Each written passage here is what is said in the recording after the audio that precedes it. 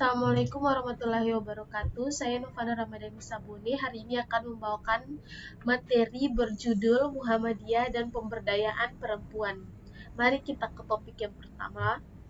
Topik pertama, strategi Kiai Haji Ahmad Dahlan dalam pemberdayaan perempuan. Strategi Kiai Haji Ahmad Dahlan dalam pemberdayaan perempuan sangat baik dan bermanfaat bagi perempuan dengan mengangkat istrinya sebagai pendiri Aisyah yang memimpin dan mengurus para perempuan yang lainnya. Dengan kiprahnya sangat membantu dalam kehidupan kaum laki-laki atau Muhammadiyah, terutama suaminya sebagai pendiri Muhammadiyah. Hal tersebut terlihat dalam pesan Kiai Haji Ahmad Dahlan kepada seorang perempuan, yaitu satu, melihat sisi kurangnya pengetahuan tentang harkat dan martabat wanita menurut ajaran Islam. Yang kedua, bermaksud memajukan wanita Islam Indonesia dalam segala bidang sesuai dengan fungsi dan kedudukan wanita menurut ajaran Islam. Yang ketiga, berhati-hati dengan urusan Aisyah, karena kalau dapat pemimpin dan membimbing mereka, insya Allah mereka akan menjadi pembantu dan teman yang setia dalam melancarkan persyarikatan Muhammadiyah menuju cita-citanya. Yang keempat, kepada perempuan Muhammadiyah agar jurusan dapur jangan menjadi penghalang untuk menjalankan tugas dalam menghadapi masyarakat. Poin B, kesetaraan gender dalam Muhammadiyah. Kesetaraan gender dalam Muhammadiyah menjadi suatu hal yang menimbulkan perbincangan di kalangan Muhammadiyah. Dalam berita resmi Muhammadiyah disebutkan bahwa Muhammadiyah menempatkan perempuan sebagai makhluk yang memiliki kedudukan serta di hadapan Allah, sehingga laki-laki dan perempuan memiliki kewajiban sama dalam beriman, beramal saleh dan berdakwah, berilmu, bekerja, peran politik dan kemasyarakatan. B, keseimbangan peran publik dan rumah tangga. C, keterlibatan kaum perempuan dalam berdakwah amar ma'ruf nahi munkar. D, Aisyah sebagai wahana beramal saleh, berdakwah dan berjuang. E, dukungan keluarga dan Muhammadiyah kepada kaum perempuan dan Aisyah. F, kompetensi keberagaman, keilmuan dan kemasyarakatan pemimpin.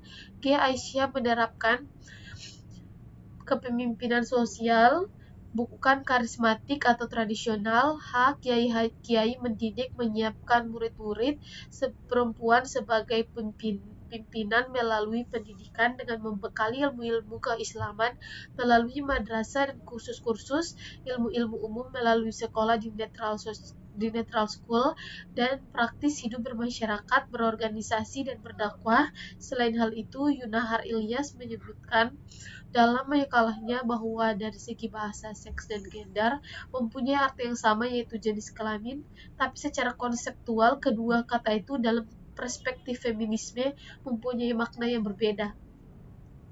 Dalam perspektif kesetaraan dan keadilan gender, laki-laki dan perempuan memiliki peluang yang sama untuk berperan dalam berbagai aspek kehidupan, baik domestik maupun publik, sesuai dengan pilihan mereka masing-masing. Pilihan itu ditentukan dan dipengaruhi oleh banyak faktor, mulai dari faktor biologis, fisiologis, psikologis, sosiologis, dan yang lebih penting lagi, faktor teologis atau norma-norma yang dianut termasuk di dalam agama.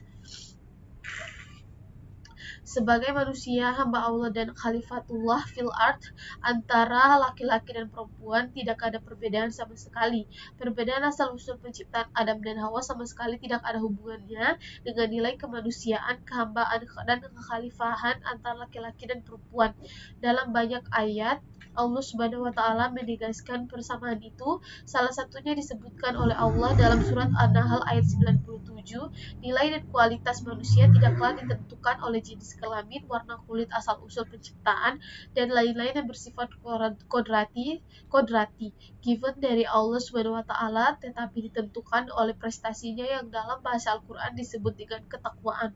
Allah Subhanahu wa taala berfirman dalam surat Al-Hujurat 13, namun demikian, kesetaraan antara laki-laki dan perempuan itu tidaklah berarti kesamaan dalam segala hal, karena perbedaan dan perempuan itu tidaklah berarti kesamaan, dan perbedaan biologis dan fisiologis antara kedua jenis kelamin ini tentulah juga menyebabkan terjadinya perbedaan-perbedaan yang bersifat fungsional. Berikutnya kita beralih ke poin C, yaitu peran perempuan Muhammadiyah dalam kehidupan berbangsa dan bernegara. Dalam buku Adabul Mar'ah fil al-Islam, bahwa berdasarkan surat At-Taubah 71 secara garis besar dijelaskan tentang perintah amar ma'ruf nahi munkar, memerintahkan kebajikan dan mencegah kejahatan bagi mukmin atau laki-laki maupun mukminat atau wanita. Dalam hal ini terutama juga dalam urusan politik ketatanegaraan, karena mengenai soal kemakmuran rakyat dan keamanan negara, kaum wanita juga ikut bertanggung jawab, ikut memikirkan soal-soal yang berkaitan dengan ketatanegaraan, ikut serta menggerakkan dan melakukannya. Adapun pelaksanaannya disesuaikan dengan adanya perbedaan fisik, psikis, bakat dan kodratnya. Dalam buku Adabul Mar'ah fil al-Islam tersebut juga dinyatakan bahwa dalam masalah muamalah duniawiyah pasti mengandung unsur politis dan ideologis. Karenanya dalam Islam tidak ada pemisahan antara agama, masyarakat, dan negara.